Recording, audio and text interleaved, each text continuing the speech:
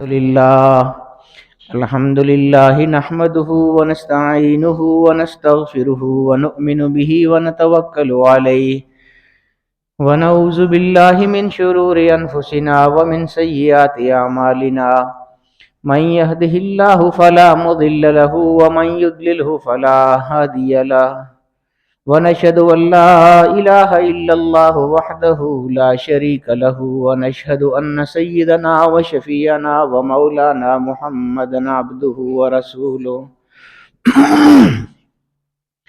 أما بعد فقد قال الله تبارك وتعالى في كلامه المجيد والفرقان الحميد أعوذ بالله من الشيطان الرجيم بسم الله الرحمن الرحيم مثل الذين ينفقون أموالهم في سبيل الله كمثل حبة أنبتت 7 سنابل في كل سنبلة 100 حبة والله يضاعف لمن يشاء والله واسع عليم وقال تعالى في مقام آخر والذين يكنزون الذهب والفضة ولا ينفقونها في سبيل الله فبشرهم بعذاب أليم يوم يحمى عليها في نار جهنم فتكوى بها جباههم وجنوبهم وظهورهم هذا ما كنزتم لأنفسكم فذوقوا ما كنتم تكنزون وقال تعالى في مقام آخر ولا يحسبن الذين يبخلون بما آتاهم الله من فضله هو خيرا لهم بل هو شر لهم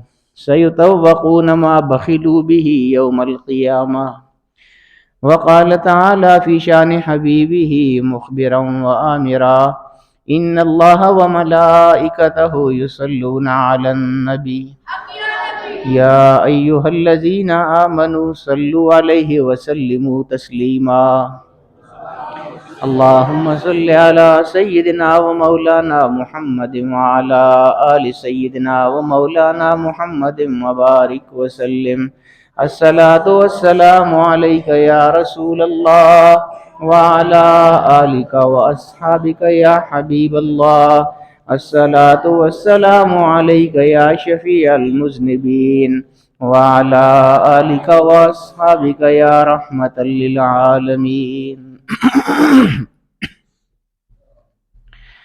سامعین محترم، زکوٰۃ کے حوالے سے کچھ چیزیں میں آپ کو پچھلے جمعے بتا رہا تھا۔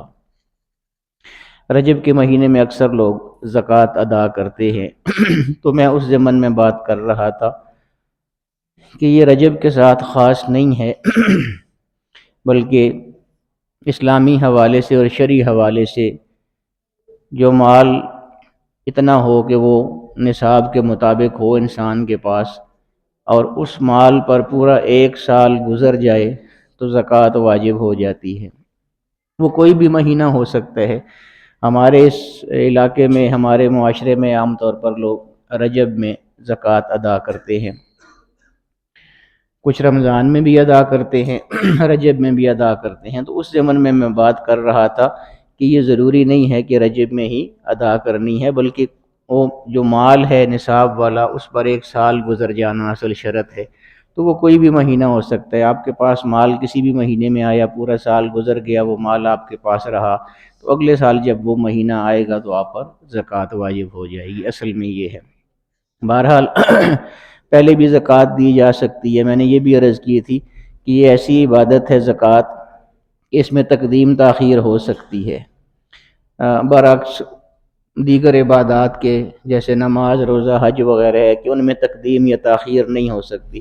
مثال کے طور پر ظہر کی نماز ہے تو آپ ایسے نہیں کر سکتے کہ صبح ہی کہیں آپ نے سفر پہ جانا ہو تو آپ کہیں کہ میں ظہر کی نماز ابھی پڑھ لوں کیونکہ میں نے ظہر کے وقت سفر میں ہونا ہے، تو وہ ایسا نہیں ہوگا۔ ظہر کی نماز ظہر کے وقت میں ہی ہوگی اسی طرح روزہ ہے، مثلاً کو گرمیوں کے روزے اگر آ جاتے ہیں تو بندہ کہے جی اگلے روزے تو گرمیوں میں آ رہے ہیں تو میں سردیوں میں روزے رکھ لوں یا پہلے روزے رکھ لوں، گرمی کے موسم سے پہلے ایسا نہیں ہو سکتا، وقت کے ساتھ۔ اسی طرح حج ہے، وہ بھی اپنا جو حج کا وقت ہے، جو ایام ہے، انہی میں ہوگا۔ البتہ زکوٰۃ جو ہے یہ پہلے بھی ادا کی جا سکتی ہے اور بعد میں بھی ادا کی جا سکتی ہے۔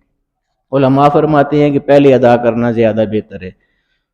اور پہلے اگر ادا نہ کریں تو وقت پر ادا کر دیں، وہ بھی بہتر ہے، لیکن اس میں تاخیر نہیں کرنی چاہیے۔ مثال کے طور پر وہ جو مال ہے جس پر زکوٰۃ واجب ہوئی تھی، وہ 1 سال گزر گیا اور آپ کے پاس ہے، تو اب زکوٰۃ واجب ہو گئی ہے تو اب ادا کر دینی چاہیے۔ یہ نہ سوچیں کہ میں بعد میں ادا کر دوں گا، 1 مہینے کے بعد ادا کر دوں گا، 15 دن کے بعد، کیونکہ زندگی کا کوئی پتہ نہیں ہے۔ جو چیز واجب ہے اس کو ادا کر دینا چاہیے۔ ایسا نہ ہو کہ واجب ہو اور زندگی ساتھ نہ دے، انسان اس دنیا سے چلا جائے تو وہ چیز رہ جائے گی پھر۔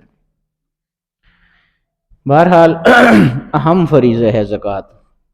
میں آپ کو یہ بتا رہا تھا کہ یہ بہت اہم فریضہ ہے۔ اللہ رب العالمین نے بہت زیادہ ناراضگی کا اظہار کیا ہے ان لوگوں پر جو زکوٰۃ ادا نہیں کرتے ہیں۔ ایک اور حوالے سے بھی آپ اس کو دیکھیں کہ زکوٰۃ جو ہم ادا کرتے ہیں یا اللہ پاک نے جو حکم دیا ہے، حکم فرمایا ہے زکوٰۃ کا، تو اللہ رب العالمین کو ہماری زکوٰۃ کی ضرورت کوئی نہیں ہے، اس کو ہمارے پیسوں سے غرض کوئی نہیں ہے، کیونکہ جو کچھ عطا فرمایا ہے خود اسی نے تو عطا فرمایا ہے۔ جتنا بھی کسی کو عطا فرمایا ہے وہ اللہ رب العالمین نے عطا فرمایا ہے، اس لیے اس کو ہمارے پیسوں سے کوئی غرض نہیں ہے۔ البتہ وہ یہ ضرور چاہتا ہے کہ جو غرباء مساکین ہیں ان میں زکوٰۃ تقسیم ہو۔ زکوٰۃ کا اصل مصرف بھی تو یہی ہے نا کہ امیر لوگوں سے لی جائے اور غریب اور مستحق لوگوں میں وہ رقم تقسیم کی جائے تاکہ ان کو بھی خوشیاں حاصل ہو سکے۔ اصل مقصد یہ ہے، اللہ کو ہمارے پیسوں کی ضرورت نہیں ہے۔ جہاں تک یہ اس بات کا تعلق ہے کہ ہم اگر زکوٰۃ ادا کریں گے یا انفاق فی سبیل اللہ کریں گے، اللہ کے راستے میں کچھ خرچ کریں گے، تو اس سے ہمارے پیسوں میں کمی آ جائے گی، یہ بھی غلط بات ہے۔ بالکل کمی کیا آئے گی، وہ تو کئی گنا زیادہ اس سے اللہ پاک عطا فرما دیتا ہے۔ جتنی زکوٰۃ ہم ادا کرتے ہیں یا اللہ کے راستے میں ہم جو خرچ کرتے ہیں، اس سے کئی گنا زیادہ اللہ پاک عطا فرماتا ہے۔ قرآن کریم کی ایک آیت کو دیکھیے، اللہ پاک کتنے خوبصورت انداز میں ہمیں سمجھانے کے لیے کتنا خوبصورت انداز اللہ پاک نے اختیار فرمایا ہے، اور اس حقیقت کو بھی واضح فرمایا ہے کہ میری راہ میں جو خرچ کرے گا میں اس کو کس حساب سے عطا فرماؤں گا۔ آیت میں نے آپ کے سامنے پڑھی ہے، اس کی خوبصورتی دیکھیے اور اللہ تعالیٰ کی وسعت بھی دیکھیے۔ مثل الذین ينفقون اموالهم فی سبیل اللہ، وہ لوگ جو اللہ کی راہ میں خرچ کرتے ہیں ان کی مثال ایسے ہے، کمثل خبۃ، کہ جیسے ایک دانہ ہے۔ ایک دانہ مثال کے طور پر مکئی کا ایک دانہ آپ سمجھ لیں، مکئی کا سٹا ہوتا ہے نا، اس میں سے ایک دانہ آپ سمجھ لیں کہ جو اللہ کی راہ میں خرچ کرتے ہیں ان کی مثال ایسے ہے کہ جیسے ایک دانہ ہے، انبتت سبع سنابل، یہ اب زراعت کے حوالے سے اللہ پاک نے بیان فرمایا سمجھانے کے لیے کہ تم ایک دانہ جب کھیتی باڑی میں بو دیتے ہو یا بیج ڈال دیتے ہو ایک دانے کا، تو اللہ پاک تم دیکھتے نہیں ہو کہ اس ایک دانے سے اللہ پاک تم کو 7 سٹے عطا فرما دیتا ہے۔ زمین سے نکلتے ہیں نا مکئی، دیکھتے ہیں نا آپ کیسے سٹے نکلتے ہیں، تو اللہ پاک فرماتا ہے کہ اللہ کی راہ میں خرچ کرنے کی مثال ایسے ہی ہے جیسے تم ایک دانہ زمین میں بوتے ہو، تو اس میں سے اللہ پاک 1 یا 2 دانے نہیں بلکہ 7 سٹے عطا فرماتے ہیں اس ایک دانے کے بدلے میں۔ فی کل سنبلۃ مئۃ حبۃ، اور جو 7 سٹے عطا فرماتا ہے ان میں سے پھر ہر سٹے کے اندر 100 دانہ اللہ پاک عطا فرماتا ہے، یعنی ایک دانہ ہم نے بویا تھا اس سے پھر 7 سٹے اللہ پاک نے عطا فرمائے، پھر ان 7 سٹوں میں سے ہر سٹے کے اندر 100 دانہ اللہ پاک نے عطا فرمایا، تو گویا ایک دانہ جو بویا تھا اس کے بدلے میں اللہ پاک نے ہم کو 700 دانے عطا فرما دیے ہیں۔ کتنا بڑا اجر ہے، کتنا زیادہ، یعنی اضافت دیکھیے کتنا بڑھ رہا ہے، کتنی وسعت ہے اللہ پاک کے عطا فرمانے میں کہ جو ایک دانہ بویا تھا اس کو دگنا نہیں فرما دیا بلکہ اس کے بدلے میں 700 عطا فرمائے دانے۔ اور پھر اللہ پاک کا فضل دیکھیے، اللہ پاک یعنی اللہ اپنے راستے میں خرچ کرنے کے حوالے سے یہ فرما رہا ہے کہ اگر کوئی ایک خرچ کرے گا تو میں ایک کے بدلے میں اس کی 700 عطا فرماؤں گا۔ اور پھر آگے اسی آیت میں اللہ پاک فرماتا ہے کہ واللہ یضاعف لمن یشاء، اور اگر کوئی میرا حق ادا کرتا رہے گا تو میں اس سے بھی دگنا اس کو عطا کر دوں گا۔ یعنی پہلے تو ایک دانہ، پھر اس ایک دانے سے 7 چھٹے، اور جب یہ ڈبل ہو جائے گا تو پھر ایک دانے سے اللہ پاک 14 چھٹے عطا فرمائے گا، اور ہر چھٹے میں 100 دانہ نہیں بلکہ 200 دانے عطا فرمائے گا، تو ایک دانے کے بدلے میں اللہ پاک 2800 دانے ہم کو عطا فرما دیتا ہے۔ نعرہ تکبیر، نعرہ رسالت، فرمائے اہل سنت زندہ باد۔ واللہ یضاعف لمن یشاء، اللہ چاہے تو اس کو دگنا بھی کر دیتا ہے، یعنی جتنا اس نے بیان فرمایا اس سے بھی ڈبل کر دیتا ہے۔ واللہ واسع علیم، اللہ تعالیٰ بہت علم والا ہے، وہ جاننے والا ہے کہ کون میرا حق ادا کر رہا ہے اور کون نہیں ادا کر رہا ہے، اور وہ واسع بھی ہے، بہت وسعت والا بھی ہے، اس کو اس چیز سے کوئی فرق نہیں پڑتا ہے کہ کس کو کتنا عطا فرما لے۔ تو یہ میں عرض کر رہا تھا کہ کمی نہیں ہوتی ہے ہمارے رزق میں کمی نہیں ہوتی ہے، بلکہ کئی گنا زیادہ اس سے ہم کو عطا اللہ پاک فرما دیتا ہے۔ یہ تو شیطان ہے نا، اس کی ڈیوٹی ہے یہ، وہ ہمارے ذہن میں وسوسے ڈالتا ہے کہ مال کم ہو جائے گا، اپنی ضروریات کے لیے بچا کے رکھو، کدھر خرچ، یہ سارے وسوسے ہیں اس کے۔ باقی ان سے آدمی جو بچ جاتا ہے اور اللہ رب العالمین کے حکم کے مطابق اللہ کی راہ میں خرچ کرتا ہے، جو زکوٰۃ کا حق اللہ پاک نے دیا ہے زکوٰۃ کا جو حکم عطا فرمایا ہے اللہ پاک نے، اس پر آدمی عمل کرتا ہے تو اللہ تعالیٰ کمی نہیں فرماتا بلکہ کئی گنا زیادہ عطا فرما دیتا ہے۔ اور جو لوگ نہیں دیتے زکوٰۃ، میں کیوں کہہ رہا تھا کہ یہ بہت اہم ہے۔ بہت سے لوگ ہمارے پاس آتے ہیں نا، مریدین بھی آتے ہیں، عقیدت مند آتے ہیں، تو وہ اکثر یہ شکوہ کرتے ہیں کہ کاروبار ہمارا بہت بڑا ہے لیکن کام نہیں ہے ہمارا۔ تو میں ان سے اکثر پوچھتا ہوں کہ زکوٰۃ دیتے ہیں؟ تو بس وہ سر جھکا لیتے ہیں، آگے سے نہیں دیتے، ظاہر بات ہے۔ تو جب نہیں دیں گے، اللہ کا حق ادا نہیں کریں گے تو برکت کہاں سے آئے گی پھر؟ آپ دیکھیے نا، ہمارے پرانے جو لوگ ہیں، بڑی عمر کے لوگ ہیں، مجھے اکثر بتایا کرتے ہیں کہ ہم جب اب تو لوگوں کو عشر وغیرہ کا پتہ ہی نہیں ہے نا کہ عشر کیا چیز ہوتی ہے، خمس کیا چیز ہوتی ہے۔ پہلے زمانے میں جو لوگ بڑی عمر کے ہیں ان کو پتہ ہے کہ جب فصلیں کاشت ہوتی تھیں، گندم وغیرہ کاٹ کے رکھتے تھے، تو وہ مجھے بزرگ لوگ بتاتے ہیں بڑی عمر کے کہ ہم جب اپنی فصلیں کاٹ لیتے تھے تو ابھی گھر نہیں لے کے آتے تھے فصل کو، وہیں کھیت میں ہی پہلے عشر ادا کرتے تھے اس کا جتنا بنتا تھا، اور اس کے بعد اپنی وہ فصل ہم گھر لے کے آیا کرتے تھے۔ تو یہ برکت ہے نا، جس طرح مال میں مالی حوالے سے زکوٰۃ ہوتی ہے، اسی طرح جو جنس ہوتی ہے، جو زراعت کے حوالے سے جو اجناس ہوتی ہیں کھیتی باڑی میں، اس میں عشر ہوتا ہے، خمس بھی ہوتا ہے۔ الگ الگ مسائل ہیں ان کے، خمس کہاں ہوتے ہیں، عشر کہاں ہوتے ہیں، یعنی 5واں حصہ 10واں حصہ وہ کہاں ہوتے ہیں۔ بہرحال وہ لوگ ادا کرتے تھے تو ان کی روزی میں اللہ پاک برکتیں بھی عطا فرماتا تھا۔ اب میں کہا کرتا ہوں کہ اگر آج کے زمانے کو آپ دیکھیں تو ٹیکنالوجی کے لحاظ سے ہم پہلے سے بہت زیادہ آگے ہیں، یعنی مشینیں آ گئی ہیں، بہت ساری زراعت کے حوالے سے بہت زیادہ ٹیکنالوجی آ گئی ہے۔ پرانے زمانے میں تو یہ ساری چیزیں نہیں تھیں، اس کے باوجود رزق میں زیادہ وسعت تھی۔ اب ٹیکنالوجی بھی آ گئی ہے، ساری سہولتیں بھی آ گئی ہیں، لیکن رزق میں وہ وسعت نہیں ہے، کمی ہے، کیونکہ ہم وہ عشر وغیرہ اور زکوٰۃ سے دور ہو گئے ہیں۔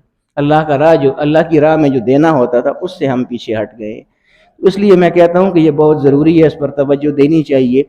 اگر نہیں ہم دیتے تو اللہ پاک کتنا ناراض ہوتا ہے۔ دیکھیے قرآن کریم کی ایک آیت میں آپ کو بتاتا ہوں، اللہ پاک فرماتا ہے کہ جو لوگ خزانے جمع کرتے رہتے ہیں اور ہمارے حق میں نہیں دیتے، ہماری راہ میں نہیں دیتے، ہمارا حق ادا نہیں کرتے، ان کے بارے میں اللہ پاک کتنا ناراض ہوتا ہے۔ دیکھیے ذرا انداز دیکھیے اللہ رب العالمین کا، فرماتا ہے کہ والذین یکنزون الذھب والفضہ، وہ لوگ جو سونے اور چاندی کے خزانے جمع کرتے رہتے ہیں، ولا ينفقونھا فی سبیل اللہ، اور اس میں سے اللہ کا حق جو ہے وہ ادا نہیں کرتے ہیں، یعنی زکوٰۃ نہیں ادا کرتے ہیں۔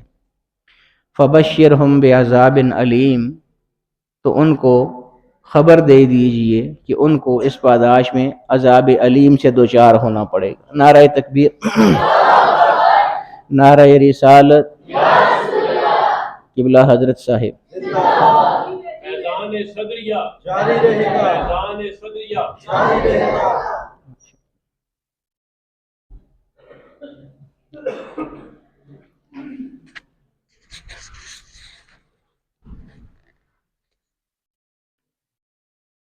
والذین یکنزون الذھب والفضہ، جو لوگ سونے اور چاندی کے خزانے جمع کرتے ہیں، ولا ینفقونھا فی سبیل اللہ، اور اس میں سے اللہ کا حق ادا نہیں کرتے ہیں، فبشرھم بعذاب علیم، تو ان کو دردناک عذاب کے بارے میں آگاہ فرما دیجیے کہ ان کو اس کی پاداش میں عذاب ہوگا اور دردناک عذاب ہوگا۔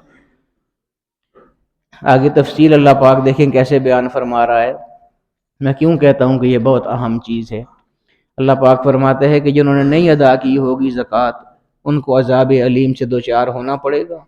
اور پھر قیامت کے دن کا اللہ پاک خاص طور پر تذکرہ فرما رہا ہے کہ یوم یحمى علیہا فی نار جہنم، وہ جب قیامت کا دن ہوگا اور قیامت کی آگ ہوگی، جہنم کی آگ ہوگی، تو یہی سونا چاندی جس کو ہم جمع کرتے رہے ساری زندگی اور اس میں سے اللہ کا حق ادا نہ کیا، اسی سونے چاندی کو اس آگ میں تپایا جائے گا، دہکائی جائے گی آگ، اور اس میں یہ سونا اور چاندی اور جتنا بھی ہم نے جمع کیا ہوا ہوگا، ایسا مال جس میں سے ہم نے اللہ کا حق ادا نہیں کیا، ان ساری چیزوں کو دہکایا جائے گا، پکایا جائے گا، تپایا جائے گا۔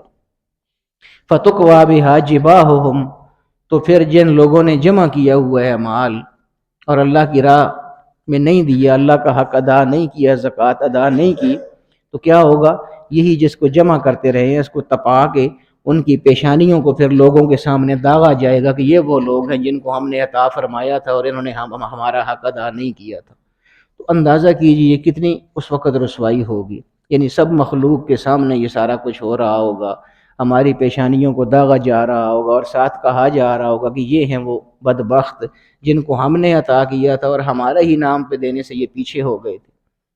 فَتُقْوَى بِهَا جِبَاهُهُمْ، ان کی پیشانیاں داغی جائیں گی، وَجُنُوبُهُمْ، ان کے پہلو داغے جائیں گے، وَظُهُورُهُمْ، ان کی پیٹھیں داغی جائیں گی، اور صرف داغی نہیں جائیں گی، ساتھ کہا جائے گا هَذَا مَا كَنَزْتُمْ لِأَنفُسِكُمْ، یہ وہ ہے جو اپنے لیے جمع کرتے رہے ہو، ہمارا حق ادا نہیں کیا، سارا کچھ اپنے پاس رکھا، فَذُوقُوا مَا كُنتُمْ تَكْنِزُونَ، تو جمع کرتے رہے ہو جو کچھ، اب اس کا ذائقہ چکھو، یہی تم نے جمع کیا تھا، آج اس کا ذائقہ تم چکھ لو۔ ایک اور جگہ جو میں عرض کر رہا ہوں نا کہ وہ شیطان وسوسے ڈالتا ہے کہ یہ ہمارا، ہم اگر دیں اللہ کی راہ میں دیں گے تو ہمارے مال میں کمی ہوگی، تو ہم بچا لیں اس کو تو وہ ہمارے لیے بہتر ہوگا۔ اللہ پاک فرماتا ہے کہ غلط سوچتے ہو تم، ایسا نہیں ہوتا۔ یہ آیت ہے قرآن کریم کی، وَلَا يَحْسَبَنَّ الَّذِينَ يَبْخَلُونَ بِمَا آتَاهُمُ اللَّهُ مِنْ فَضْلِهِ هُوَ خَيْرًا لَهُمْ، جو لوگ اللہ کی راہ میں دینے سے بخل سے کام لیتے ہیں، کنجوسی سے کام لیتے ہیں، وہ یہ گمان نہ کریں کہ جو انہوں نے بچا لیا ہے وہ ان کے لیے اچھا ہے، بل هو شر لهم، سچی بات یہ ہے کہ جو انہوں نے بچا لیا ہے وہ ان کے لیے برا ہے اور باعث ہلاکت ہے، نقصان کا باعث ہے۔ ہم تو یہ سمجھ رہے ہوتے ہیں نا کہ ہم نے بچا لیا ہے تو یہ ہمارے کام آئے گا، ایسا نہیں ہے۔ اللہ پاک فرماتے ہیں کہ جو تم نے بچا لیا ہے وہ تمہارے لیے اچھا نہیں ہے، بلکہ وہ تمہارے لیے برا ہے، مضر ہے، تمہارے لیے نقصان دہ ہے تمہارے لیے۔ اس لیے اللہ کا جو حق ہے یہ بہت اہم ہے۔ حضور علیہ السلام نے 3 آدمیوں کا واقعہ بیان فرمایا تھا، دیکھیے اللہ پاک آزما بھی لیتا ہے۔ میں مختصراً آپ کو بتا دیتا ہوں۔ حضور علیہ السلام نے فرمایا کہ اللہ پاک نے 3 لوگوں کو آزمانا چاہا، ان میں سے ایک برس کا مریض تھا، اس کے جسم پر سارے داغ تھے، برس کے جس طرح داغ ہوتے ہیں۔ ایک اور آدمی تھا، 3 آدمیوں کا واقعہ، ایک اور آدمی تھا جس کے سر کے بال نہیں تھے، سر سے گنجا تھا۔ ایک اور آدمی تھا جو نابینا تھا، جس کی آنکھیں نظر نہیں آتا تھا، اس کو نظر اس کی چلی گئی تھی۔ یہ 3 لوگ تھے۔ حضور علیہ السلام فرماتے ہیں کہ اللہ پاک نے ان تینوں کو آزمانا چاہا۔ یہ دیکھیں نا، یعنی بعض دفعہ دنیا میں آزمائش آ جاتی ہے اور دنیا میں نہ آئے تو پھر آخرت میں پکڑ ہوگی، یہ زکوٰۃ ادا نہ کرنے کے حوالے سے۔ تین لوگ ایک برس کا مریض، ایک گنجا اور ایک اندھا، تینوں غریب بھی تھے بہت زیادہ۔ اللہ پاک نے ان کو آزمانا چاہا، ایک فرشتہ اللہ پاک نے ان کے پاس بھیجا تو وہ پہلے کے پاس آیا جو برس کا مریض تھا، اس سے کہا کہ بتا کیا خواہش ہے تیری، کیا تمنا ہے؟ اس نے کہا اور تو کچھ نہیں، یہ جو مرض ہے میرا برس والا، سارے چہرے پر سارے جسم پر داغ ہے میرے برس کے، تو اس کی وجہ سے بدصورت دکھائی دیتا ہوں، لوگ مذاق اڑاتے ہیں، تو اس لیے واقعی ایسا ہوتا ہے، جس آدمی کو جو تکلیف ہوتی ہے وہی اس کی تکلیف جانتا ہے، تو اس سے بہت تنگ، وہ لوگ طرح طرح کی باتیں کرتے ہیں تو بہت تنگ ہوتا ہوں۔ فرشتے نے کہا کہ کوئی مسئلہ نہیں ہے، اللہ پاک کرم فرمائے گا۔ فرشتے نے اس کے ایسے چہرے پر جسم پر ہاتھ پھیرا، اسی وقت سارے برس کے داغ اس کے دور ہو گئے اور وہ خوبصورت انسان ہو گیا۔ غریب بھی تھا۔ فرشتے نے پوچھا کہ اور بتا، اور کیا خواہش ہے؟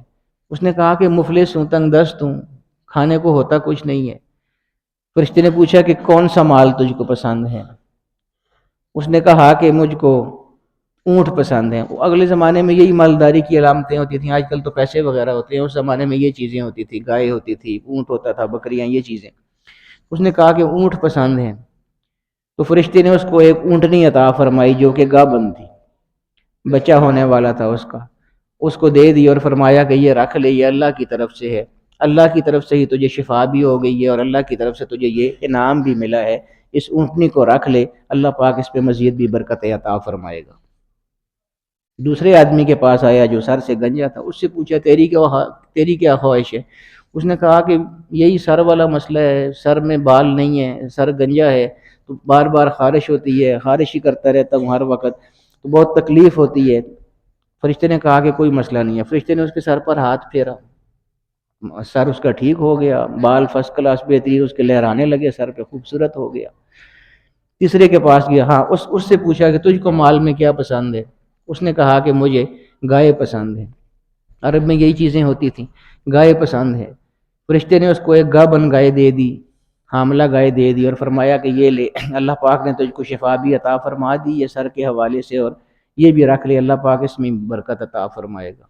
پھر فرشتہ تیسرے کے پاس گیا، وہ جو نابینا تھا، جس کی آنکھوں کی بینائی چلی گئی تھی، اس سے پوچھا، اس نے کہا کہ یہ آنکھوں کا مرض ہے، دیکھ نہیں سکتا ہوں، پہلے دیکھ سکتا تھا اب نہیں دیکھ سکتا ہوں، بینائی چلی گئی ہے، تو بہت پریشانی ہوتی ہے، بہت تکلیف ہوتی ہے۔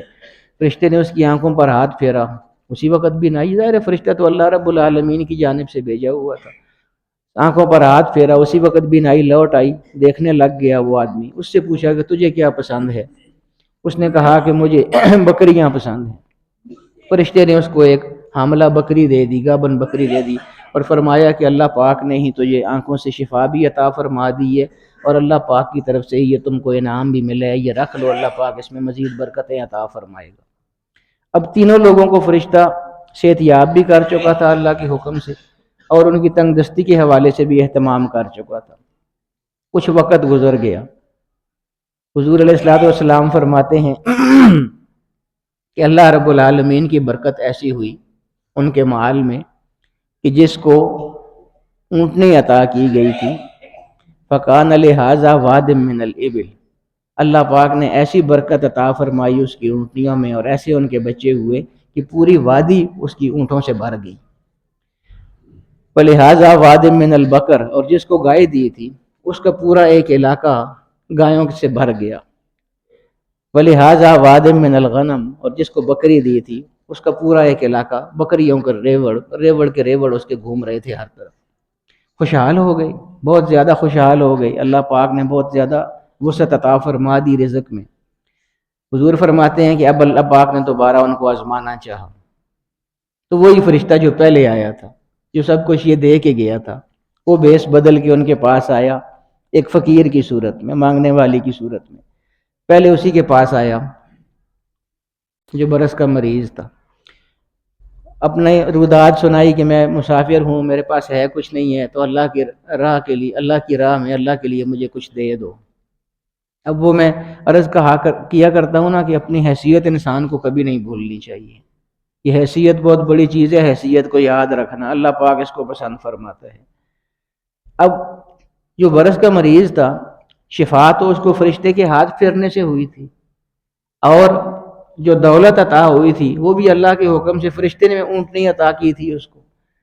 تو فرشتے نے جب آ کے اللہ کے نام پہ اس سے سوال کیا تو اس نے انکار کر دیا آگے سے کچھ دینے سے۔ اب فرشتہ تو وہ سارے حالات جانتا تھا، چونکہ پہلے آ چکا تھا، وہی سب کچھ دے چکا تھا اس کو۔ فرشتے نے اس کو کہا کہ دیکھ، مجھے ایسے لگتا ہے میں نے تجھے پہلے بھی کہیں دیکھا ہے، اور اس وقت تو برس کا مریض ہوا کرتا تھا، تیرے سارے چہرے پر اور جسم پر برس کے داغ ہوا کرتے تھے، اور تو تنگ دست بھی تھا۔ اس نے کہا نہ، ایسی کوئی بات نہیں ہے، میں تو شروع سے حسین جمیل آدمی ہوں، مجھے کوئی برس کی بیماری کبھی نہیں ہوئی ہے، اور نہ میں کبھی تنگ دست تھا، یہ مال دولت تو میرا پیچھے سے باپ دادا سے چلا آ رہا ہے۔ فرشتے نے کہا کہ اچھا، اگر ایسا ہی ہے جو تو کہہ رہا ہے، اور اگر سچ کہہ رہا ہے تو ٹھیک ہے، اور اگر جھوٹ کہہ رہا ہے تو پھر اللہ تجھے واپس اسی حالت میں کر دے۔ پھر فرشتہ دوسرے کے پاس گیا، وہ جو سر سے گنجا تھا اس کے پاس گیا، اس کو بھی اپنی رودات سنائی ساری، اس نے بھی معذرت کر لی اور انکار کر دیا کچھ دینے سے۔